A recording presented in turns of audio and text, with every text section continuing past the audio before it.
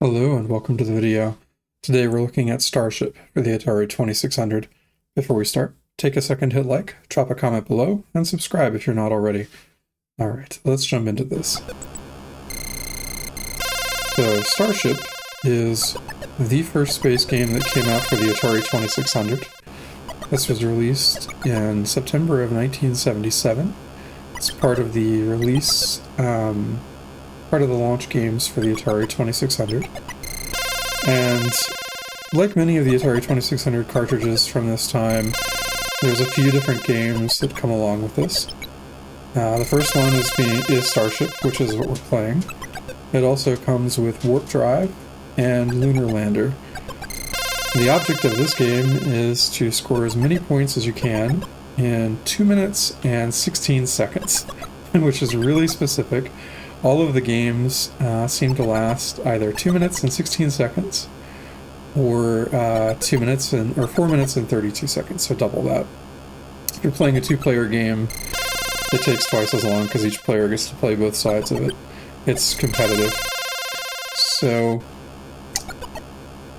this is fairly this is what you get if you start the game and just turn it on and play. There are these targets that are coming in. We have the blue, these blue ships are flying saucers.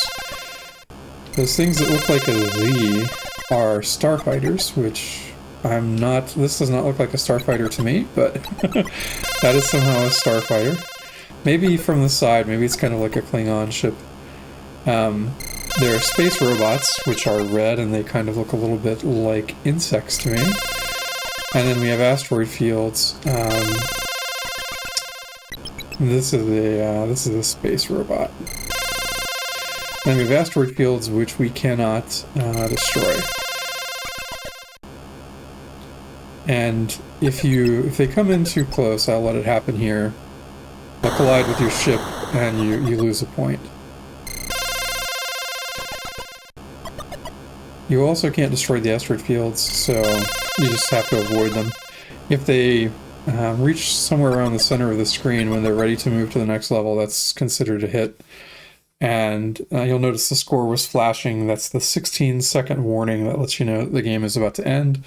So he scored 34 points. This is fairly easy at this level. There are some harder levels though, so we can play with one enemy coming in really fast, or we can play with two enemies coming in really fast. This is a challenge. We'll give this a try. I find it it is very difficult to get them before they hit you. Some of it I think is just about avoiding most of them and getting the ones that are close enough to the screen, close enough to the target when you start. Like this one. I think we might avoid the robot, yeah.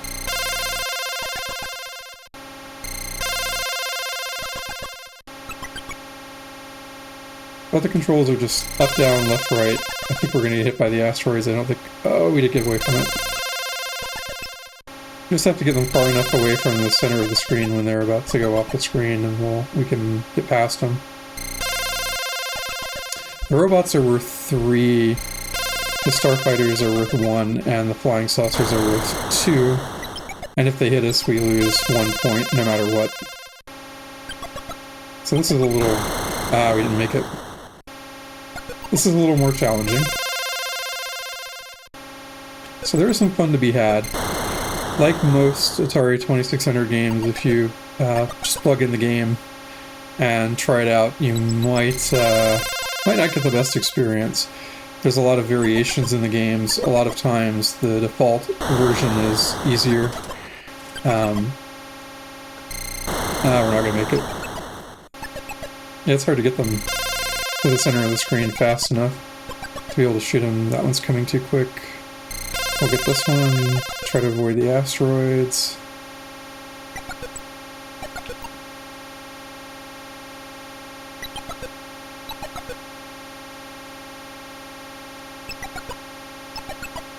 And this steers like most space games, left and right or left and right. Up and down are inverted like aircraft controls. Nope, nope, nope. Oh, I should have tried to shoot it.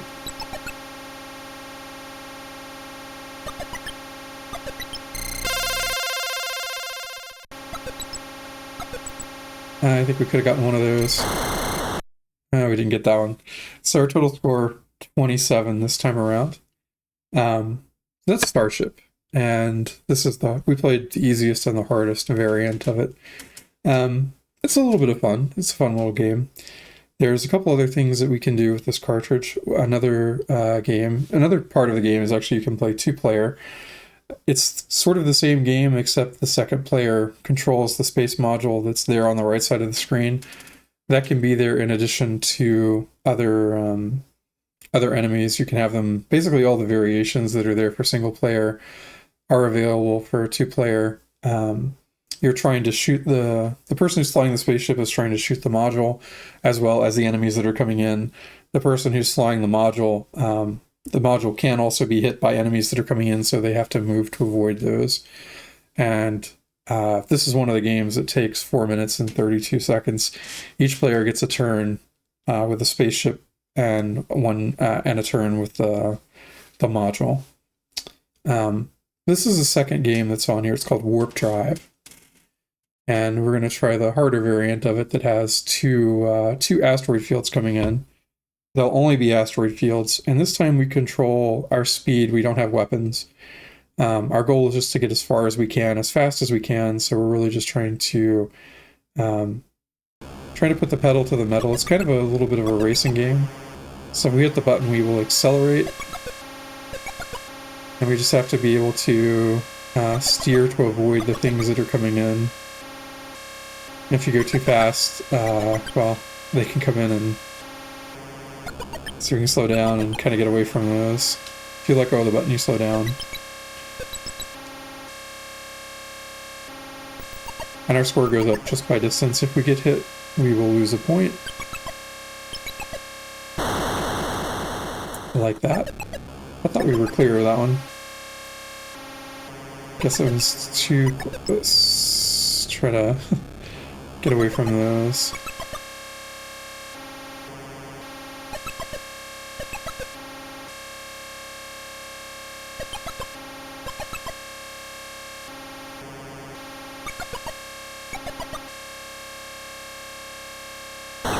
Oh, it's too close to the center.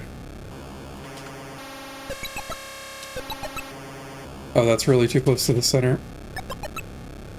Okay, we slowed down enough to get away from it.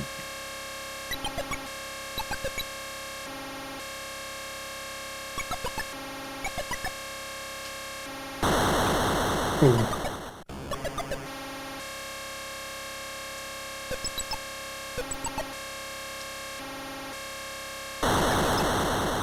Okay, so... yeah, so that's... I see where the area is now. We can get hit on that side.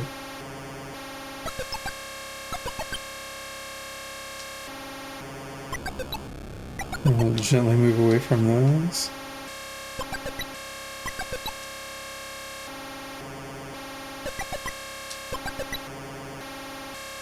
And our score is blinking, so that spot.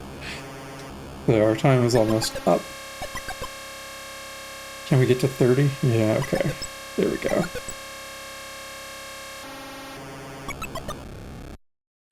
$32. So that's Warp Drive.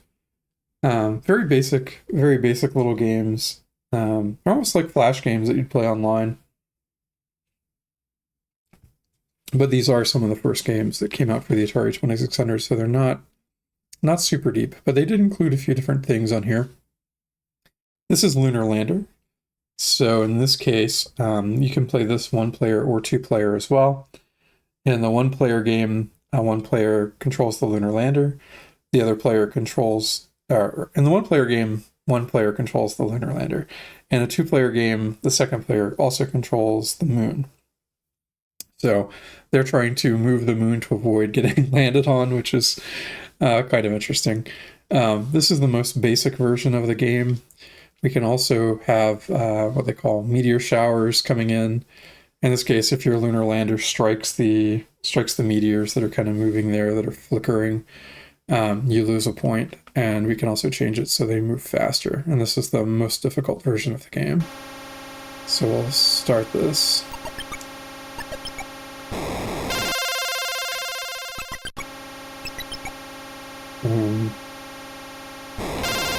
Again, the goal for this is high score in 2 minutes and 16 seconds. One weird thing about this game is that the controller for player 1 is on the right joystick port, which for most of the Atari games it's on the left joystick port. Oh no, are we gonna get hit? Okay. Thought that little meteor was gonna get us before we got out of there.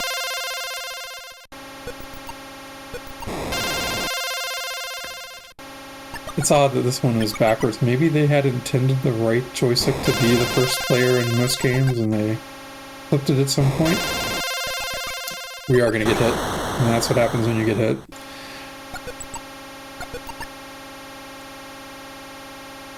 This is a dangerous spot to try to land.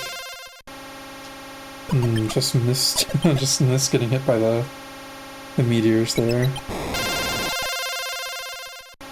I guess these would probably be more asteroids in space, but...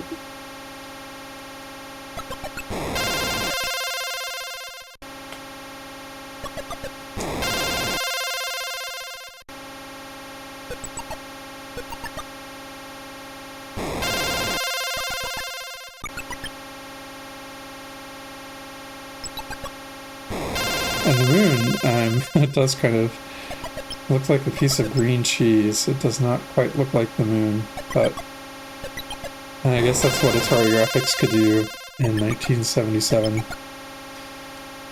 Now this was very new hardware for them, so they're still learning how to take advantage of it and make games for it. And this hardware was originally made just to play Pong, so that it can do anything else is pretty cool.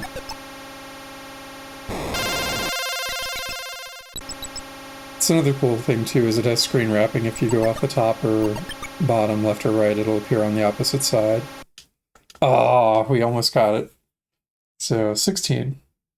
I think that's it. The only other things beyond this, I believe, are the 2-player variants of this, where a second player would control the moon, and then we're back to the first one. So that's a quick look at Starship. Very basic space game. It's not quite on the level of anything like Star Raiders or Star Master or anything like that, but it is a little bit of fun, and I would look at this mostly from a nostalgia, historic perspective to kind of see, what games of this era were like. I certainly had a lot of fun, growing up with it and pretending that, I was flying a spaceship. This works great for a kid. And you definitely had to use your imagination, because it's really, the graphics are fairly blocky on it, but pretty cool for what it is. All right, that's going to be the end of this video. Thanks for watching. Before you leave, hit like and subscribe, and leave a comment below. Love to know what you think about these. Yeah, I'll leave that here. Thanks for watching, and I'll see you in the next one. Take care.